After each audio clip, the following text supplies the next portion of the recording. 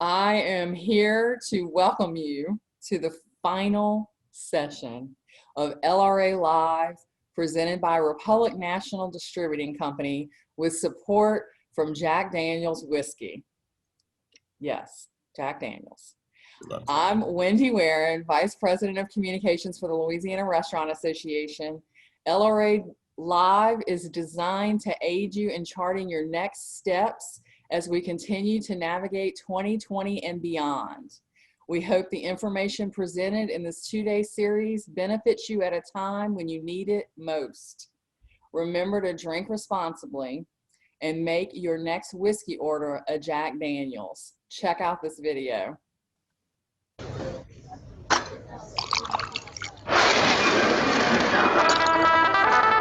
I've always wanted to do that. We'll have one of everything. I always wanted to do this.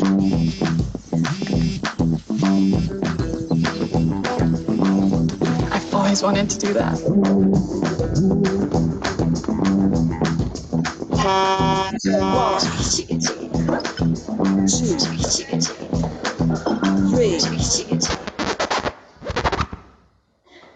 I've always wanted to do that. I always wanted to do that! I always wanted to do that.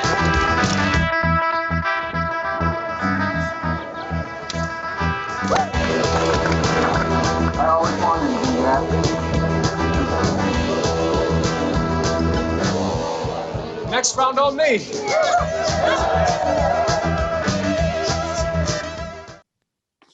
I'd also like to thank our event sponsor, Walk-Ons. This Louisiana-born concept was created by two former walk-ons on the LSU basketball team. The original location opened near the gates of Tiger Stadium in Baton Rouge and has now grown to over 45 locations across 8 states in the Southeast.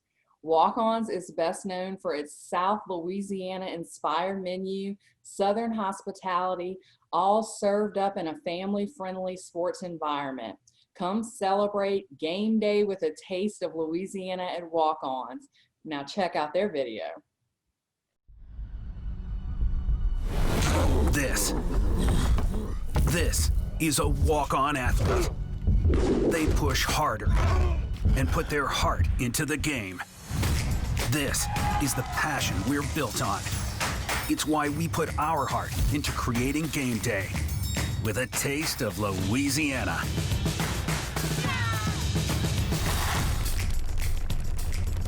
Walk-ons, we live for this. Oh, that's a cool video. There we go. Okay, I wasn't sure which one we were playing. So, Wendy, thanks for having me. Bruce, we're stoked to hear your presentation. So, I'd like to introduce talent guru and best-selling author Bruce Tulgan, an advisor to business leaders all over the world. Bruce is the founder and chairman of Rainmaker Thinking and the best-selling author of numerous books, including one of my favorites, Not Everyone Gets a Trophy, Bridging the Soft Skills Gap, 27 Challenges Managers Face, and It's Okay to Be the Boss. Bruce shows how go-to people think and behave differently, building up their influence with others, not by trying to do everything for everyone, but by doing the right things at the right times for the right reasons, regardless of whether they have the formal authority to do it. So I'm pretty excited. And Bruce, take it away, man. Oh, hey, thank you so much for introducing me, and thanks to Walk-Ons, and gosh, thanks to Jack Daniel's. I didn't even know I had Jack Daniel's to thank. Thanks to Wendy, and thanks to the Louisiana Restaurant Association. Thanks to all of you for spending some time with me. They give me 40 minutes with you, and I want to talk with you about who you're trying to be at work, who you're trying to become at work. Practicing being the person you want to be. And as a leader, building the kind of culture you want to build. I call it the art of being indispensable at work. It's also the title of my new book. So whether you're running a restaurant that's got a half a dozen people, or a restaurant with 80 people, or whether you run a chain. I've, just so you know, I'm not an expert on the restaurant industry, but I have worked with 15 different restaurant companies over the years. And I want you to know that everything we do is based on what is now 27 years of research on the front lines of the workplace.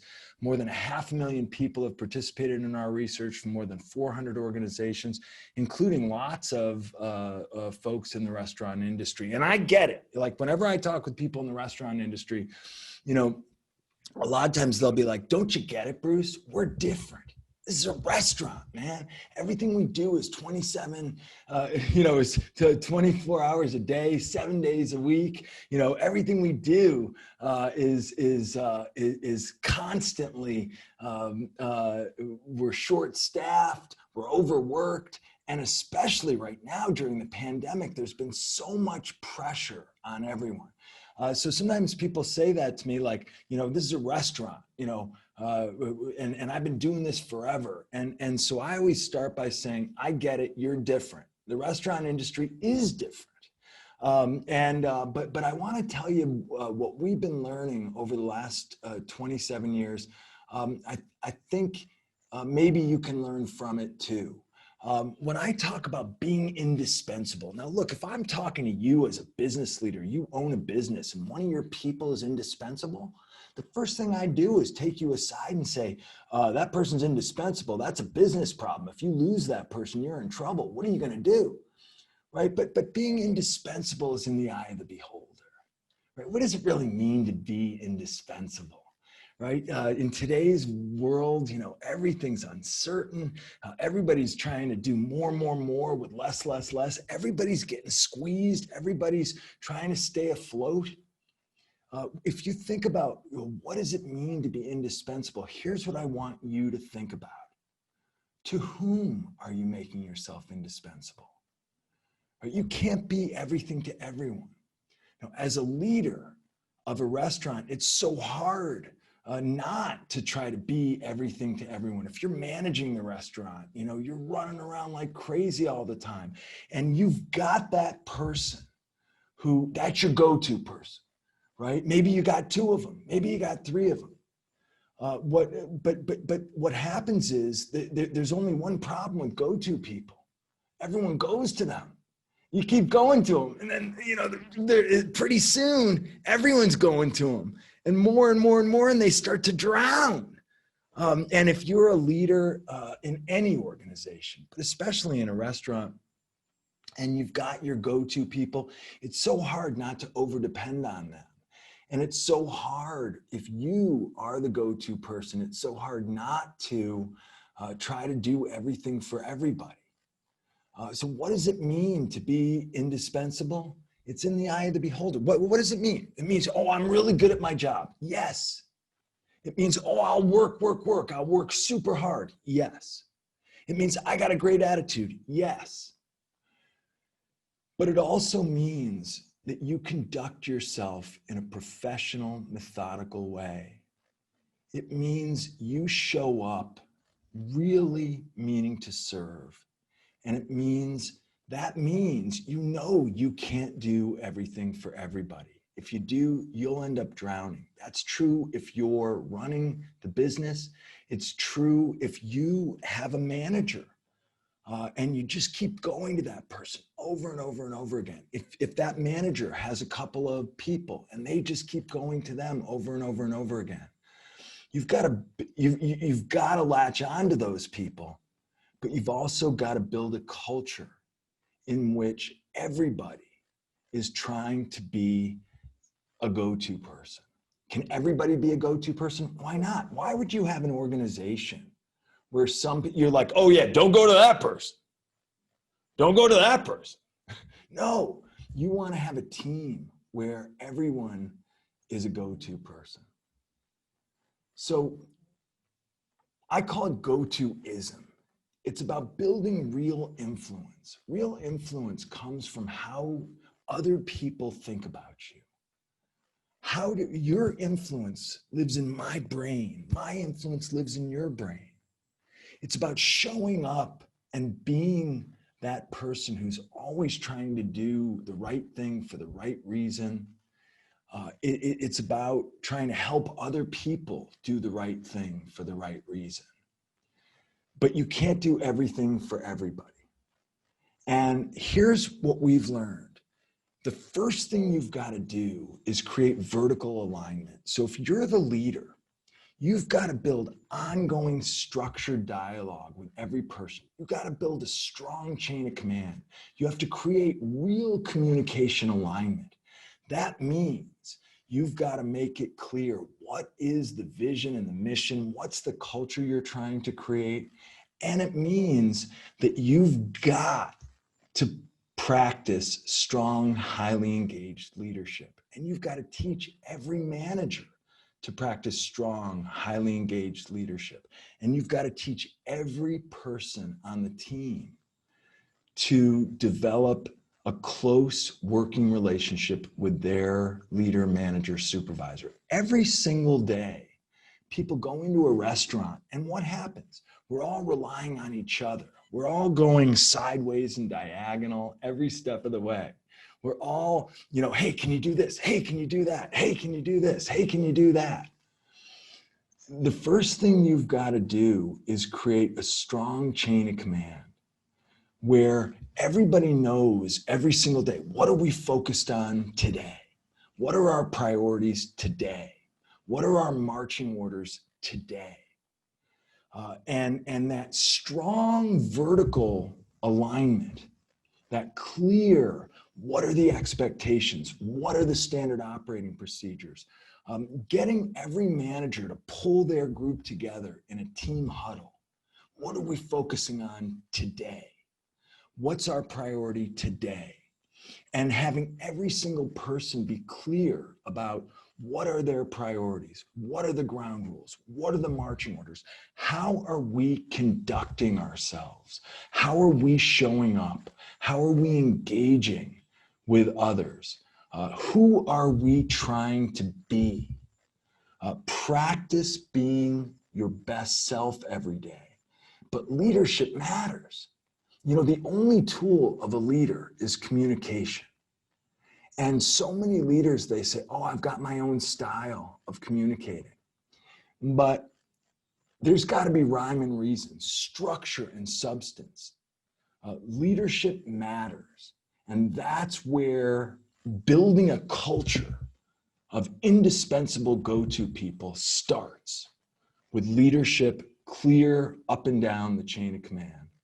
You got to go vertical before you can go sideways or diagonal. In a restaurant, it's so easy for there to be cliques and ringleaders.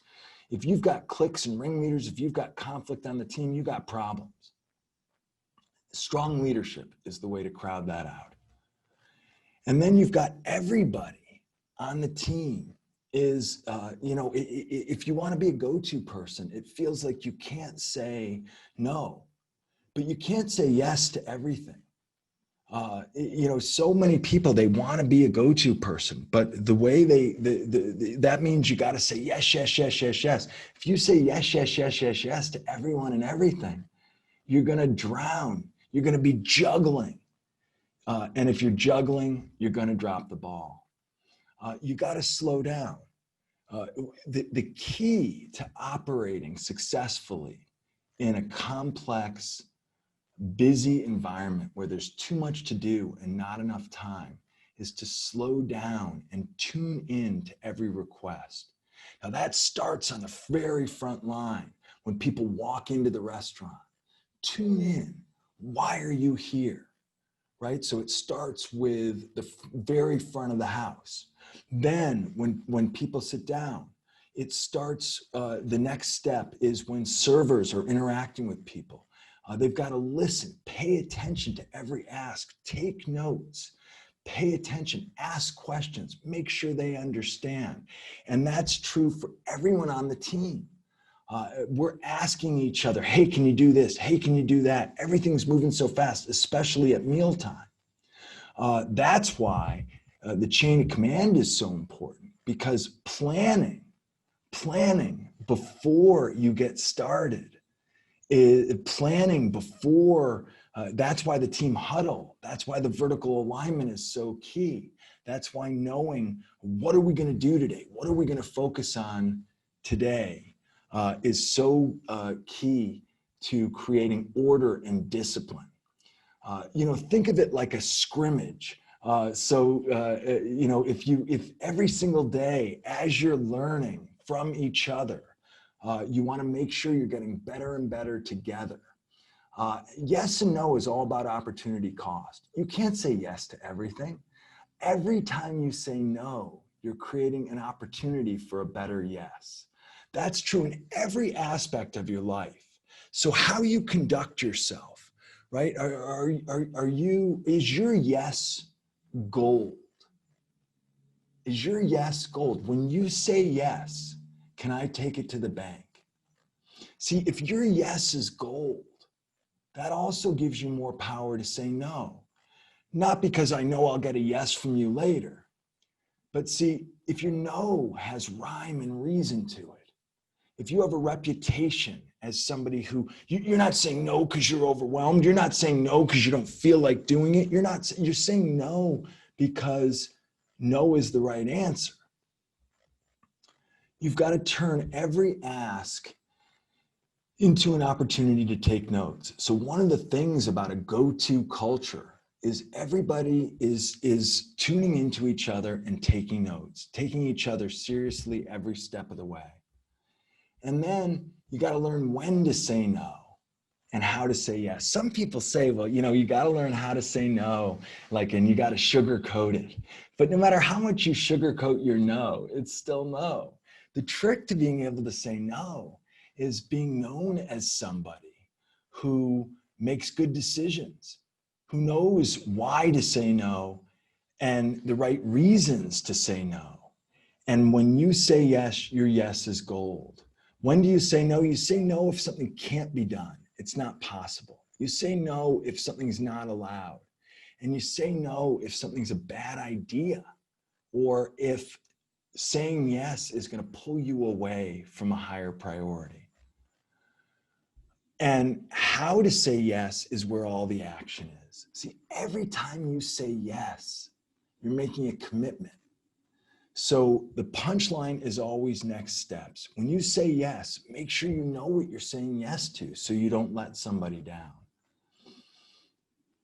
If you want to create a culture in your restaurant of go-to-ism, that means you got to professionalize everything you do.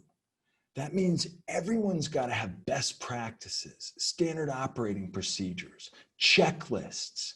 It means that everybody's got to have their role and be specializing in what they do and ready to step up and take on the next challenge. The most important thing to remember in an environment like a restaurant, a busy environment where everybody's so busy, how many times do people say, oh, I'm always juggling?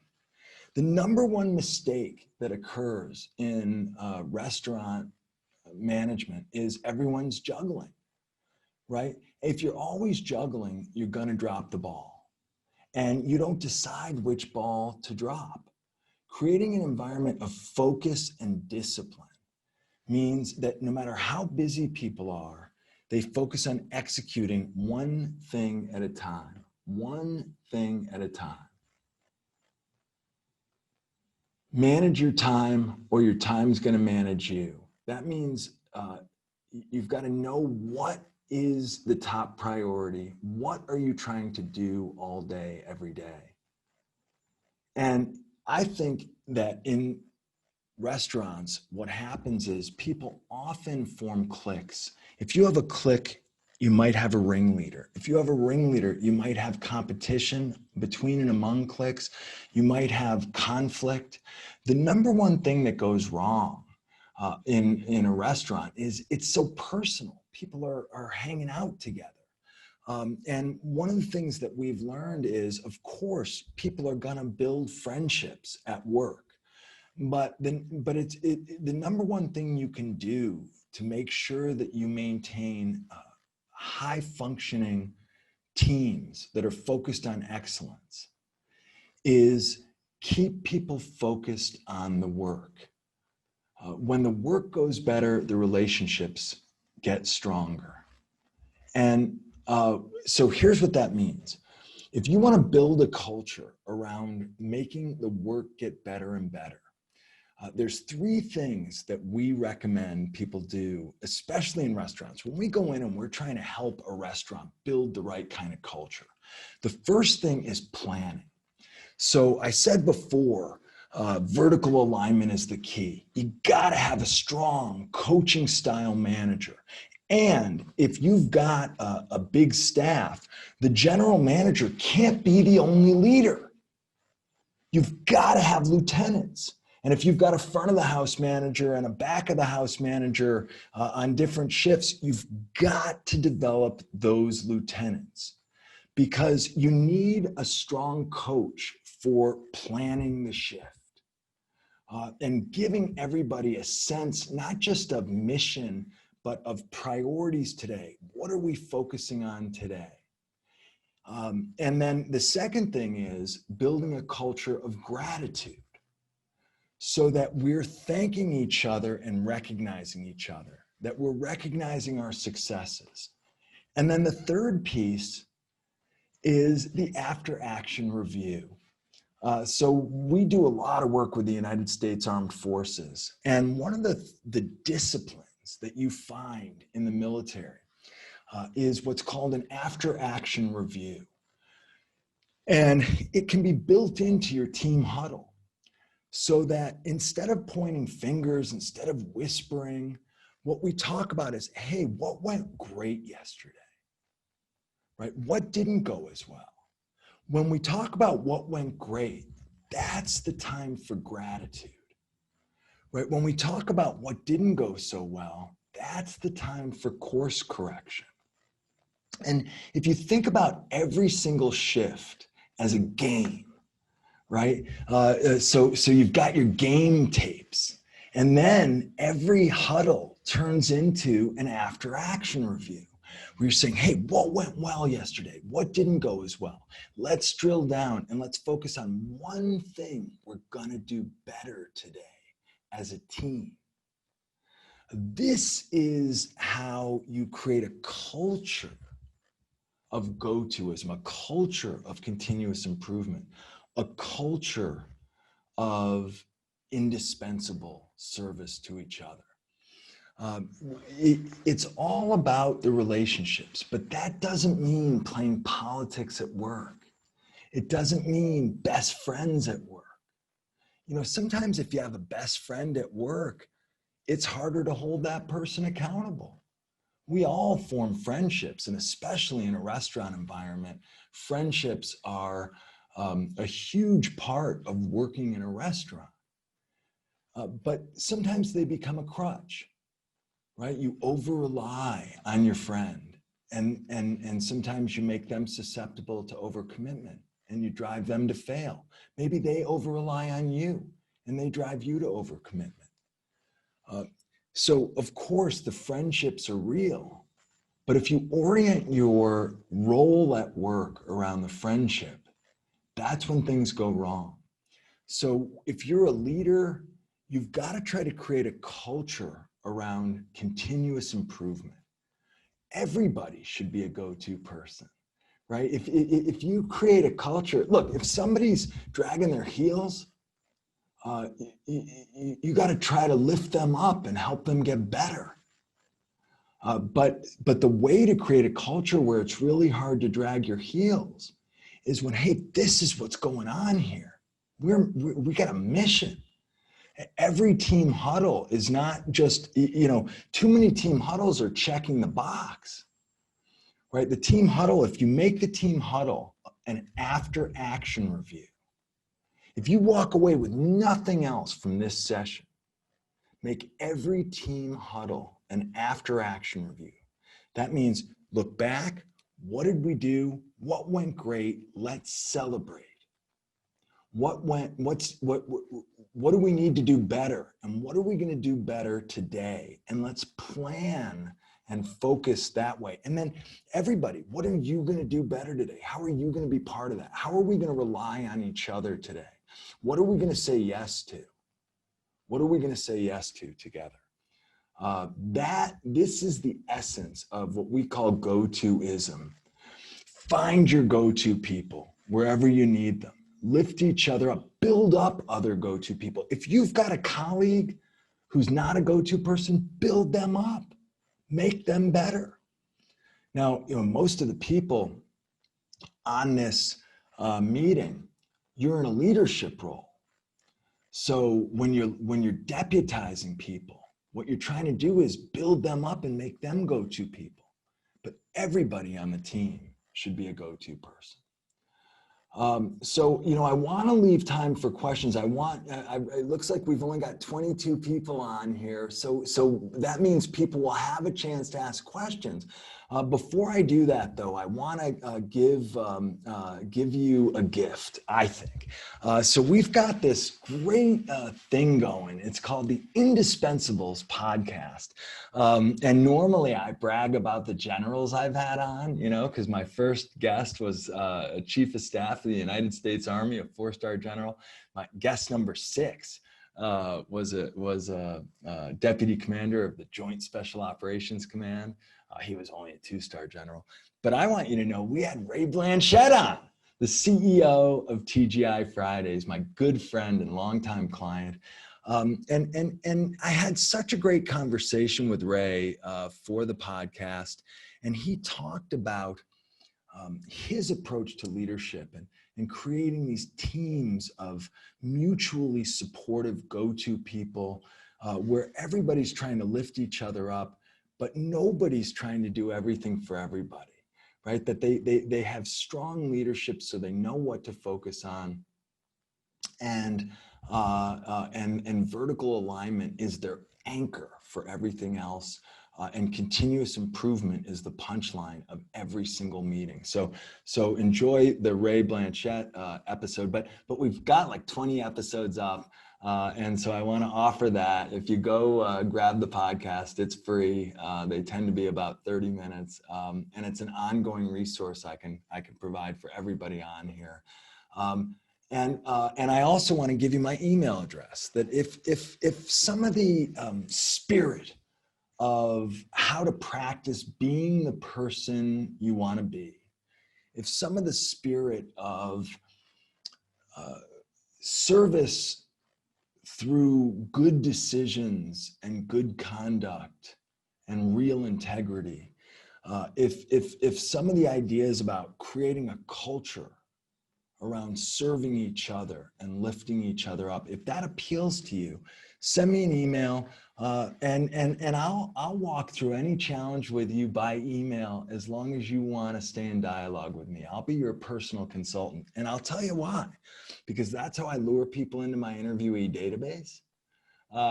And that's how I keep learning from real people in the real world.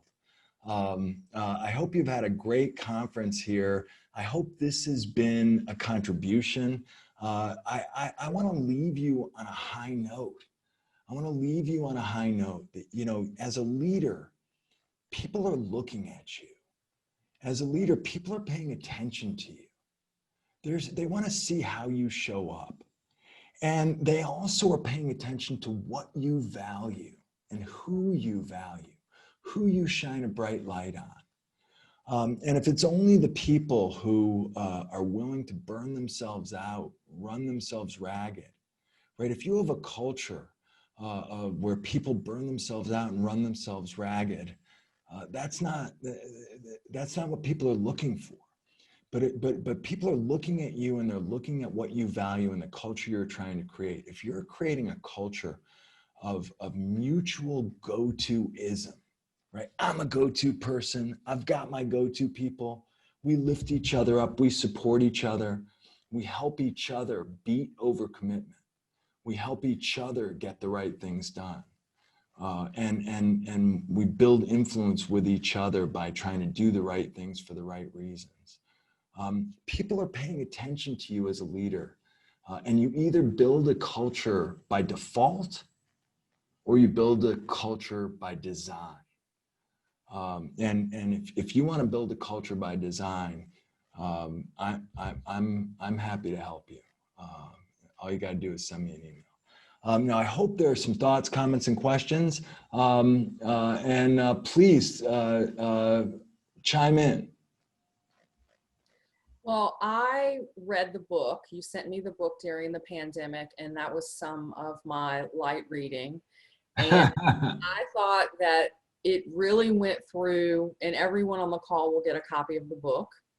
I thought it went through specifically things that are maybe taken for granted in the workplace, like that people understand the structure when it may have not been explained.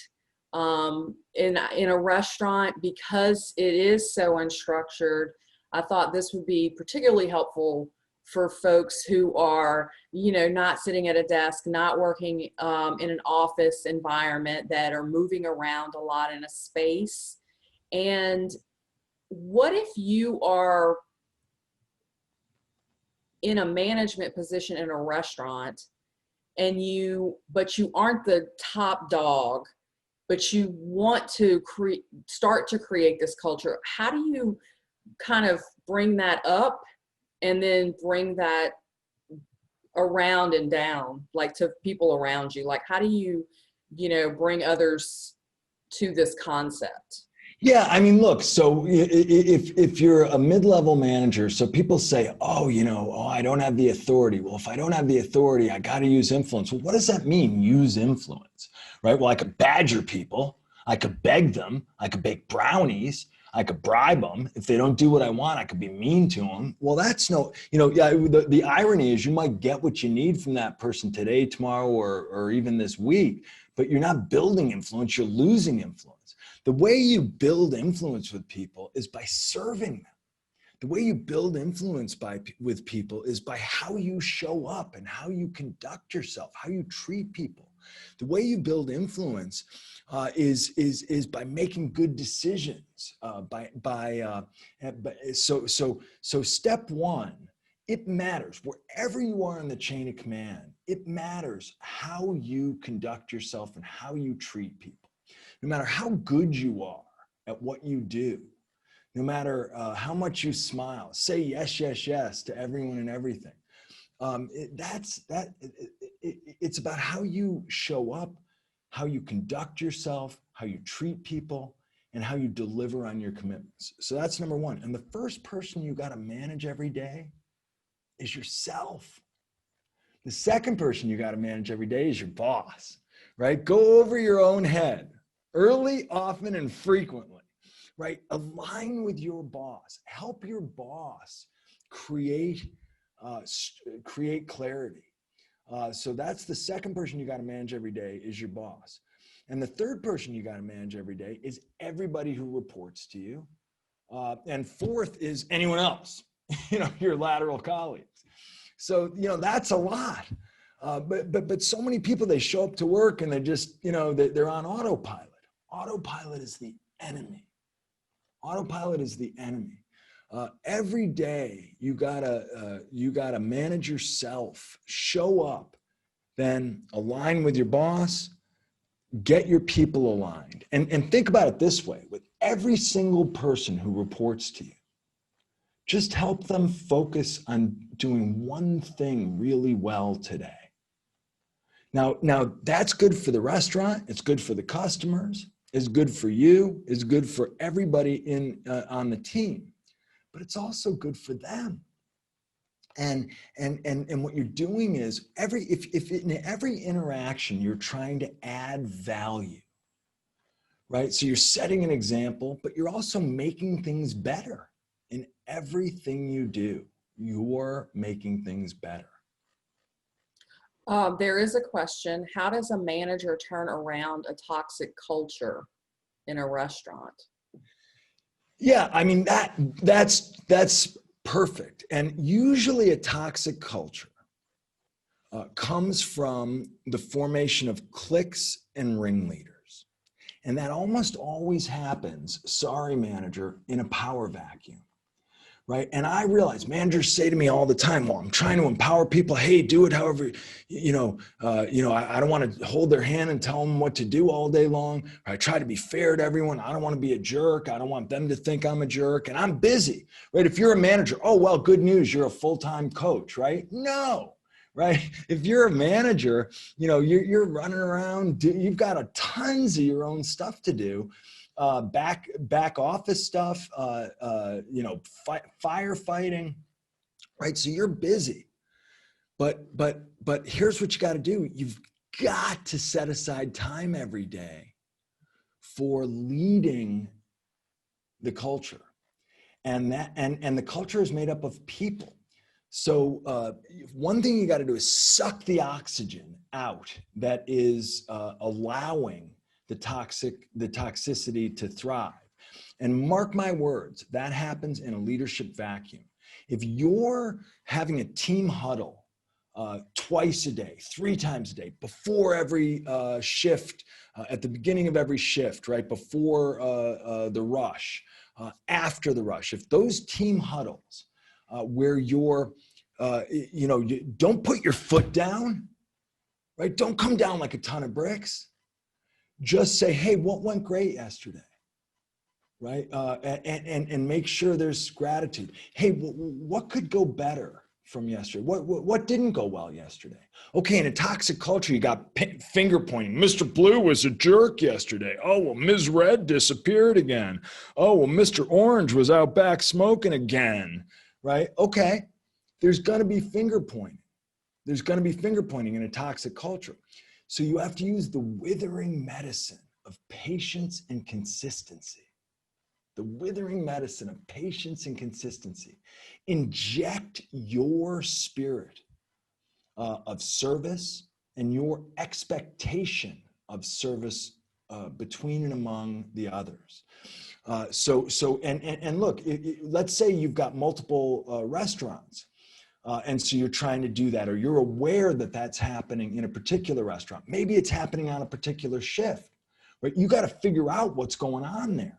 Maybe there's a bad apple, right? There may be a bad apple, but usually a toxic culture is bigger than one person. And what you've got to do is, and look, sometimes what you have is you have ringleaders who are looking around at other people saying, slow down, you're making me look bad.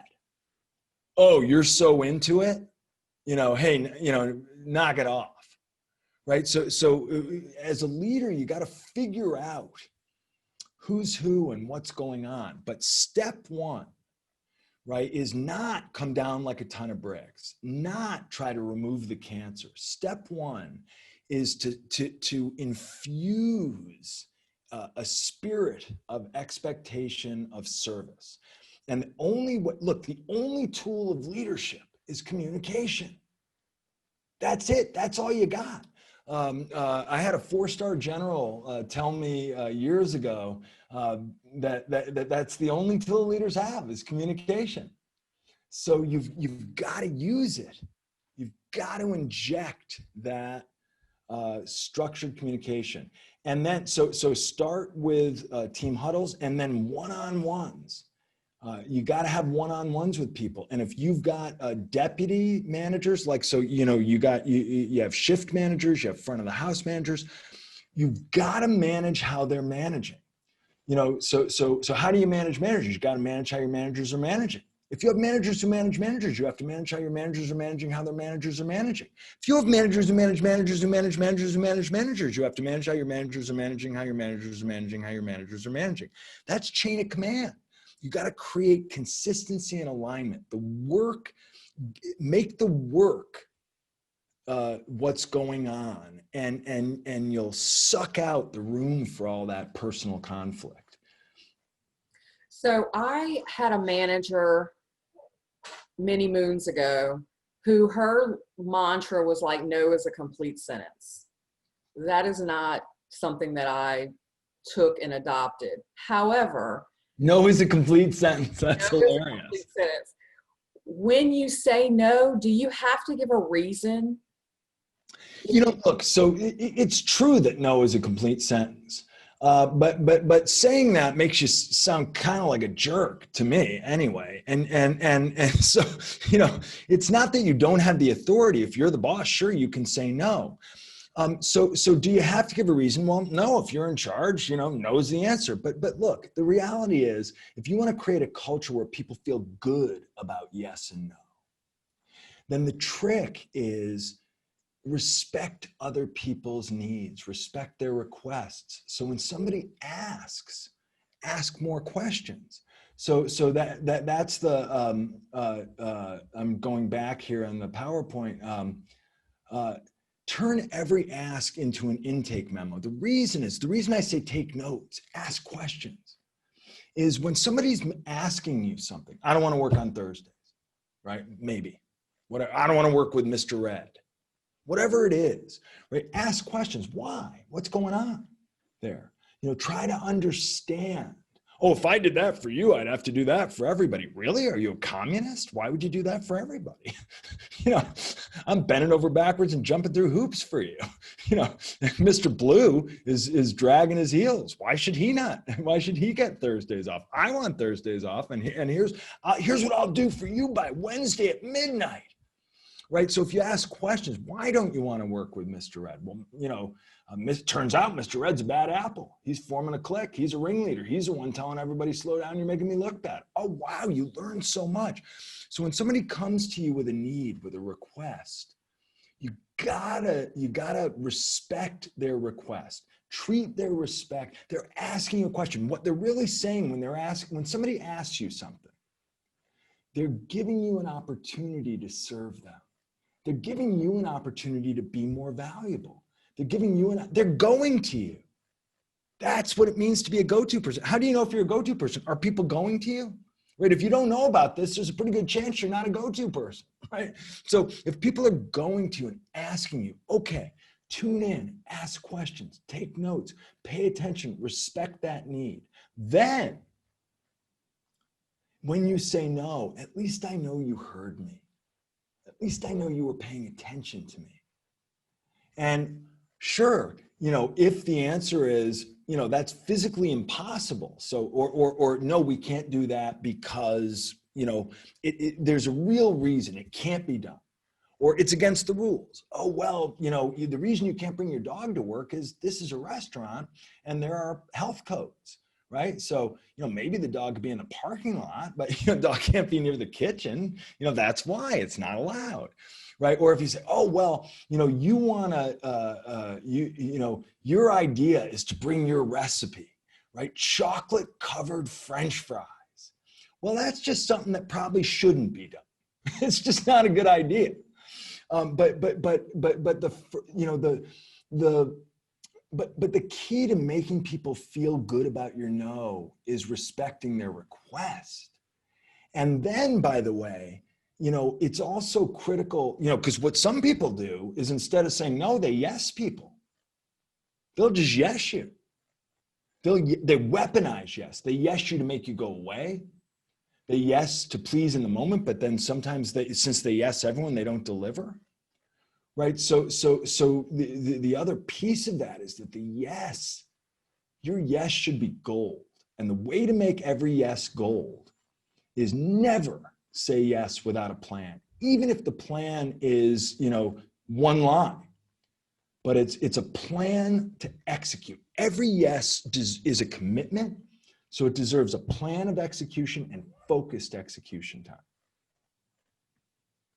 Well, I don't see any other questions at the moment. Scott, do you want to unmute yourself? Yeah. So first I want to say, Bruce, freaking awesome, man. I knew it would be. And, let's say culture eats strategy for lunch, and, and say what you stand for what you say, all that stuff. I will tell you, and from our brand, we work on culture every single day, our walk-ons culture. And I think it serves us well, but you can't, people don't focus on culture until it starts to cost you money. And then you're trying to figure out how to fix your culture. So I thought you brought up a bunch of great points. I thought it was an incredible way to finish the session, the day, the LRA live event, which has been pretty awesome, Wendy and team. So it was great. I can't wait to get the book. Which book are we getting, Wendy? We're getting the art of being indispensable Very at cool. work. Win influence, beat overcommitment, and get the right things done. So everyone will get a copy of the book. Perfect. Yeah, and if you're a leader, manager, supervisor, and you want It's Okay to Be the Boss, send me an email and I'll send you that one too. Rockin'. Don't tell anyone. Don't tell anybody. Free stuff. Don't tell. Well, hey, let's connect on LinkedIn too. I sent you an invite, man. Yes, sir. Hey, thank you so much. And golly, what an honor and a privilege. And Wendy, you know, we aim to serve. I know it's been tough going for the restaurant industry. So God bless everyone and stay safe. All right. Thank you. Thanks, guys. We'll see y'all.